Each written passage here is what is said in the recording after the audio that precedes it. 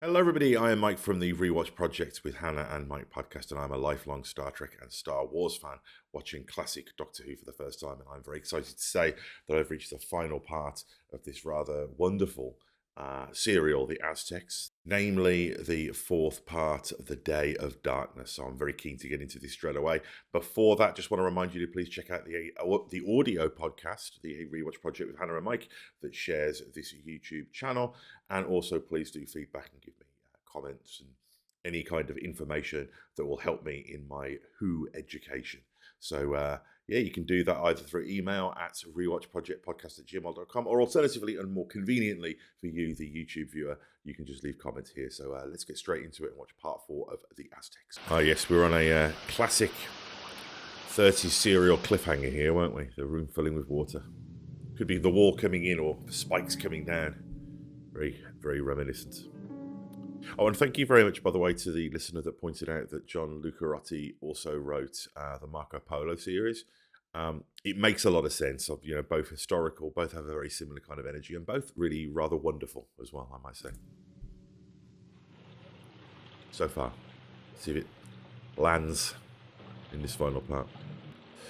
Come on, Ian, you can do it, mate. This is your first tight spot. Why? Chester was in there. I thank you, old man. You just said you'd left your watch in there, mate.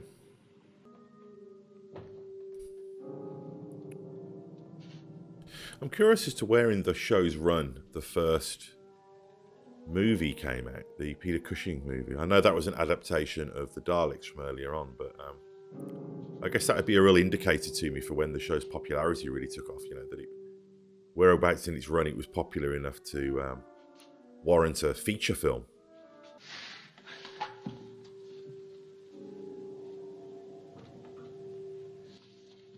Looks a bit wobbly. Again, I suppose that's the other thing about the whole having to keep filming. It's not just about performance flubs. Sometimes, you get a bit of wobbly set syndrome and you just got to keep going.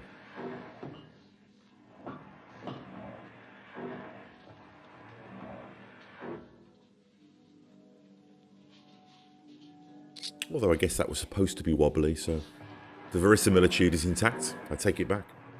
I just don't know how to tell you. Ian, I'm all right. man, Ah. you're boy. I thought you were drowned. I nearly was. Who put that stone back? Ixter. Oh, so he followed me, eh? Yes, of course he followed you.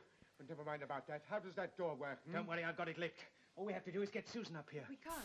She refused to marry the victim for the... It's lovely watching them work together here. They've got such a good rapport now as well. And I suppose they've learned each other's patter too. I mean, obviously this is scripted, but I think that the rhythm of these scenes when they're conspiring and working quickly and trying to get a sense of excitement works very well now that they've got a few miles under the tires. Sacrifice, so she's to be punished. Is she still at that seminary? Thank you. And watch out for that man, Ixter. He's a bastard.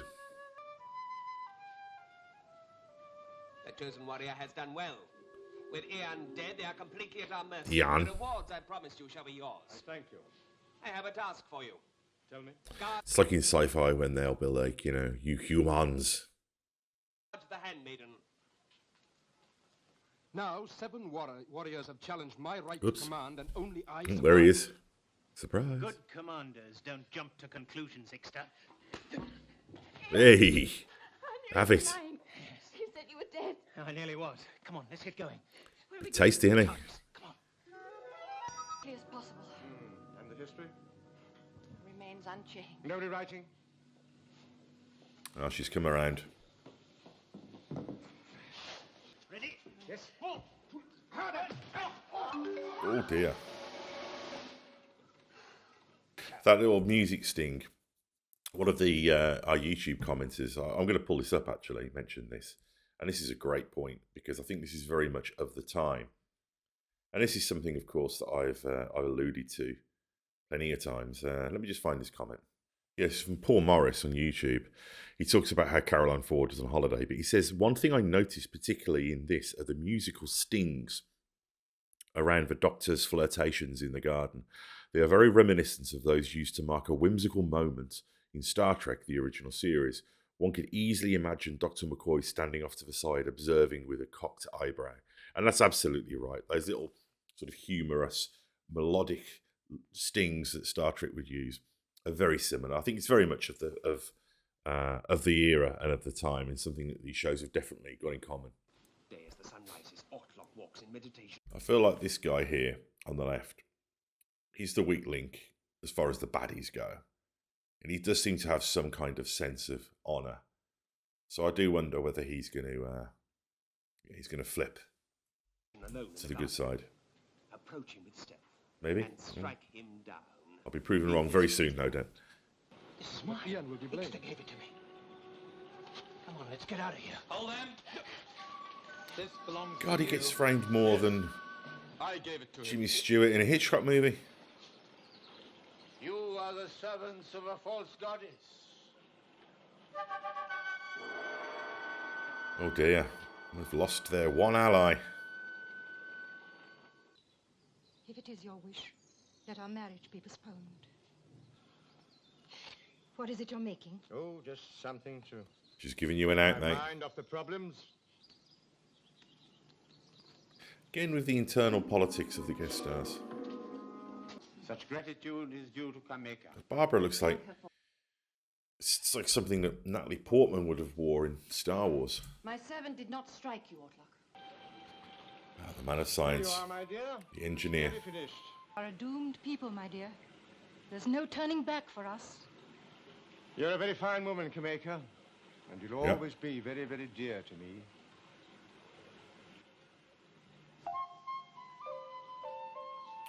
Emotional consequences.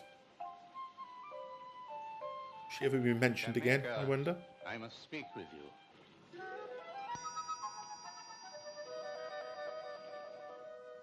May your sacrifice bring pleasure. That's to a the very gods Star and Trek-y peace to our sting. lands. I thank Tanela for his many gratitudes. I, Ixta, the chosen warrior, shall proudly lead you to your glory. May victory always rest upon your shoulders. When we have reached Oh, the Ixta, temple he's steps, just mad for it, isn't bring he? them on. Again, there's lots of different styles of performance in this episode, but they're all great and they're all right, and they coexist as well. That's the interesting thing. It doesn't feel jarring from a We shall have one tonality Ian. perspective. Ortlock desires that the handmaiden shall leave here with me. There is position and honor in this ornament.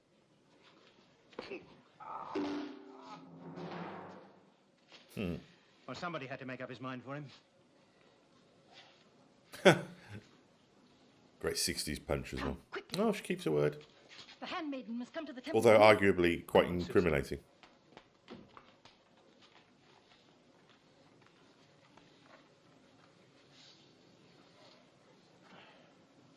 Oh, is he going to get to wear more badass clothes? He always gets to do the little bit of dress up, doesn't he? victim stands before the people. Grandfather! Grandfather! Nicely MacGyvered pulley system there. Barbara! She's in there. Oh, good. Barbara! Barbara! I honor Ortlock's trust. I bring you your handmaiden. That was a very brave thing for you to do, Kameka. But you can't stay here. I'd hoped I might stay by your side. And think of me. Oh, And think of me. Think of me.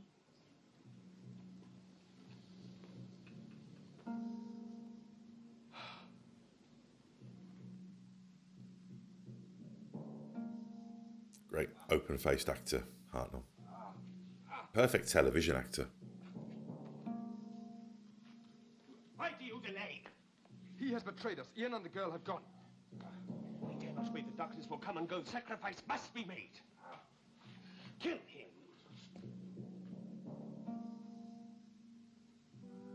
Bloody hell, that guy's day is a roller coaster.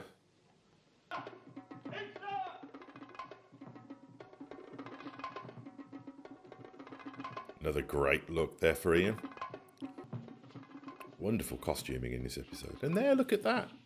You know, a very simple background, curtain, set extension trick there, but it works.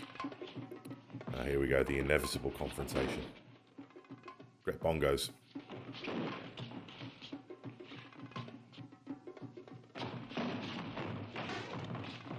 The old slicing at the camera trick.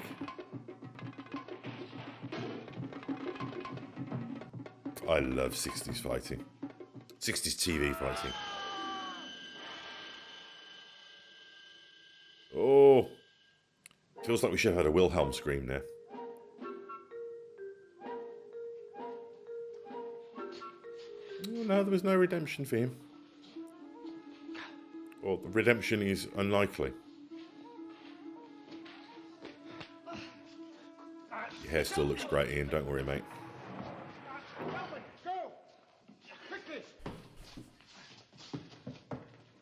Go on, mate. Take the hat with you. You never know when you might need that. Get the pulley. Useful. Put in Vitardis' arsenal. We failed. Yes, we did. We had to. That was the point of traveling. Everybody wins. Time and space. We can't change anything. Nothing. The Toxel had to win. Yes. And the one man I had respect for, I deceived. Poor Ortlock. I gave him false hope.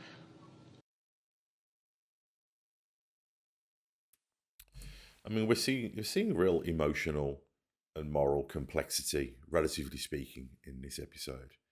And it's really well played through the interactions of the characters who are being true to themselves as characters. I mentioned before that, you know, sometimes you can see the writing, particularly on television, where character motivations are all over the place because of narrative need. You know, the story requires certain things to happen. It requires people to do certain things that might be out of character or stupid. And that hasn't happened here. The characters are interesting and nobody's wrong and nobody's being stupid. And they're being consistent and true to themselves. And the performances are being great. I mean, just look at this frame here. You know, you've got Barbara kind of beating herself up and the Doctor sort of wise In the end, he lost but his sympathetic in the background. We found It's another really thing. good stuff. A better. And that's the good you've done. You failed to save a civilization, but at least you helped one man.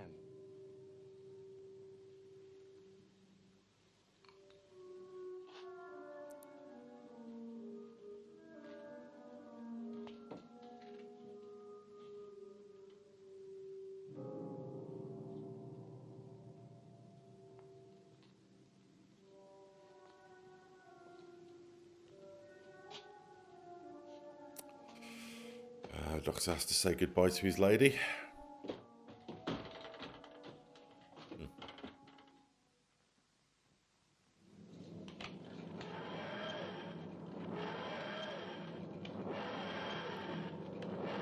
Back inside the TARDIS, always a pleasure.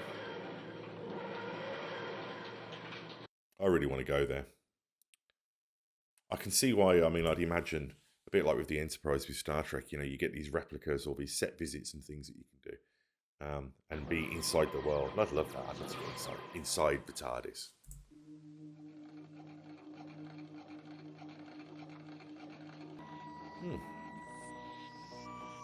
Or we got sci-fi with Strangers in Space next time. I mean, for me, that's definitely tied with the Daleks and Marco Polo as the best so far. I mean, obviously it has the advantage over Marco Polo of being, you know, still in existence and not having to watch a compromised version of it. But I just thought that was a really tight storyline and it was fun, and the adventure elements and the camp, or what now we would look at camp elements, are really fun and energetic. And I don't say that negatively or condescendingly. I think that's part of the charm and the appeal and the adventurous spirit of the show. The performances were great. We got everybody was present, and I think the moral complexities were really well played out and performed. And it was really great to get to see, particularly the character of Barbara, doing a lot more, but also a lot of fun stuff with Ian, and obviously the Doctor getting to play a small romantic storyline there as well. Really furthered the character. Great supporting performances and great set and costuming on this one as well. So yeah, really, really solid, good stuff, and a really easy watch here in 2024 as well. It really translates well. So very much enjoyed that, and looking to get on to the next episode, Strangers in Space. Again, complete Who novice here. So I don't know whether this is a one-off or a two-parter or a four-parter or a six-parter or whatever, but looking forward to getting to it, and very much appreciate feedback. You can leave comments on the YouTube channel, or alternatively, you can send an email at rewatchprojectpodcast@gmail.com. And please do remember to check out the Rewatch Project podcast, the audio podcast that I do with my wife, where we rewatch some cult TV shows and movie franchise series as well. So, and I will see you soon for the next installment of my Doctor Who first time watch. So, see you soon. Goodbye.